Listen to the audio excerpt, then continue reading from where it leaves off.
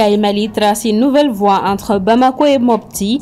Cette ligne directe inaugurée ce lundi est bien plus qu'un trajet. C'est un souffle de développement pour une région au cœur du Mali. Ce lundi 14 juillet, de violents combats ont éclaté entre les forces armées maliennes et un groupe terroriste dans la zone située entre Kidal et Anefis. Le Front de libération de l'Azawad a revendiqué cet accrochage. Donald Trump a lancé un avertissement à la Russie, lui donnant 50 jours pour mettre un terme au conflit en Ukraine. Passé ce délai, le président américain promet des sanctions sévères en cas de non-respect. Très heureuse de vous retrouver. Mesdames et messieurs, bonsoir. Bienvenue dans le 1945. Sky Mali a inauguré ce lundi sa nouvelle liaison directe entre Bamako et Mopti. Bien au-delà d'une simple commodité pour les voyageurs, cette ligne aérienne incarne un pas décisif vers le désenclavement et le développement de la région de Mopti, véritable carrefour économique et culturel du Mali. Djeneba Samake. L'après-midi du 14 juillet 2025 a marqué un tournant historique pour les transports aériens au Mali. Sous un ciel dégagé, le vol inaugural de la compagnie Sky Mali a décollé de l'aéroport international Modibo Keïta de Bamako, direction Mopti, la Venise du Mali. À bord, une atmosphère d'excitation et de soulagement régnait. Parmi les passagers, de nombreux officiels, des entrepreneurs et des habitants de la région. Bon, voilà, nous on entend partir dans notre compagnie sur Mopti pour faire un tour à Mopti, rapidement retourner à Bamako ce soir. Vraiment, on est très contents. Après un vol d'environ 55 minutes seulement, l'avion s'est posé en douceur sur les tarmacs de Mopti. Une foule joyeuse, composée d'officiels et de la population locale, était présente pour célébrer l'arrivée. Après un tour chez les notables de la ville, place à la cérémonie officielle de ce vol inaugural au gouvernorat de la région où l'initiative a été saluée. À Mopti, en plus du transport routier et fluvial, Sky Mali vient d'ouvrir le transport aérien. Cette ligne contribue à désenclaver notre région, à renforcer la mobilité des personnes et à promouvoir le tourisme et les investissements dans les régions du centre du Mali.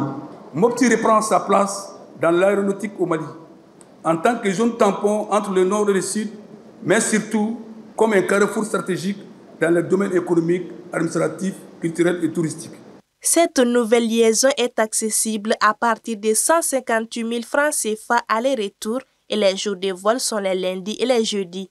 Cette ligne aérienne marque le début d'une nouvelle ère où la distance ne sera plus un obstacle au développement, à l'unité et à la prospérité de Mopti et de tous les Mali. Mopti, carrefour historique, est un pôle économique et culturel majeur. Cette liaison aérienne directe permettra non seulement de stimuler le tourisme, mais aussi de faciliter les affaires, de renforcer les liens familiaux et de désenclaver davantage cette région essentielle de notre pays, en leur offrant une alternative rapide, sûre et confortable au long trajet terrestre. Après Kaye, Gao, Tombouctou, Mopti peut désormais regarder vers le ciel avec un nouvel espoir porté par les ailes de Sky Mali. Situation sécuritaire à présent. Hier lundi, de violents combats ont opposé les forces armées maliennes à un groupe terroriste entre Kidal et Anefis. Un accrochage revendiqué par le Front de libération de l'Azawad. Les précisions avec Aminata Keïta. Les combats sont en cours entre l'armée et un groupe terroriste. C'est par ces termes que l'état-major général des armées a annoncé l'accrochage qui a eu lieu lundi entre les FAMA et un groupe terroriste. L'armée n'a pas précisé de quel groupe il s'agit, mais des images de propagande diffusées sur les réseaux sociaux démontrent qu'il s'agirait du FLA, Front de libération de l'Azawad, la nouvelle entité créée à la suite d'une fusion par les groupes séparatistes issus du cadre stratégique permanent pour la défense du peuple de l'Azawad, CSP-DPA. Le groupe a d'ailleurs affirmé l'accrochage dans un post effectué par leur porte-parole, Mohamed El Maouloud Ramadan, sur sa page Facebook. C'est à cette même entité que l'armée malienne avait infligé de lourdes pertes en décembre 2024 avec des frappes qui ont visé et ont causé la mort de plusieurs de leurs figures influentes, leur infligeant un coup dur. Plus tôt dans la matinée d'hier, les FAMA avaient annoncé la destruction d'un refuge terroriste dans la forêt de Galgal, au nord de Aourou, dans la région de Kaye, et visé plusieurs plots logistiques et un camp d'entraînement terroriste par des frappes aériennes. L'armée annonce également que du 12 au 13 juillet, plusieurs refuges de transit et de guet des terroristes ont été détruits dans le secteur de Bamandougu dans la région de Nara. 3 terroristes y ont été neutralisés en plus de matériel d'observation et de surveillance détruit. En bref et en image, depuis 3 mois, la Guinée fait face à une grave pénurie de billets qui perturbe le quotidien des populations. Les banques contraintes de plafonner les retraits ne permettent plus aux consommateurs et entreprises d'accéder aux sommes souhaitées. Une situation qui fragilise une économie déjà faiblement bancarisée et pénalise particulièrement cambistes et commerçants. La Banque centrale qui évoque une crise de livraison et non une crise de liquidité promet un retour progressif à la normale dès août avec l'arrivée de 500 milliards de francs guinéens puis 1500 milliards en septembre. À l'international, Donald Trump a annoncé un ultimatum de 50 jours à la Russie pour mettre fin définitivement à la guerre en Ukraine. Toute autre décision contraire sera suivie de sanctions. Assetoumani Koulibaly. One of the reasons that you're here today is to hear that we are very unhappy. I am. Hier lundi, le président américain Donald Trump a donné un délai de 50 jours à la Russie pour stopper la guerre en Ukraine sous peine de sanctions sévères. En sus de cela, il a également annoncé un réarmement massif de Kiev à travers l'OTAN.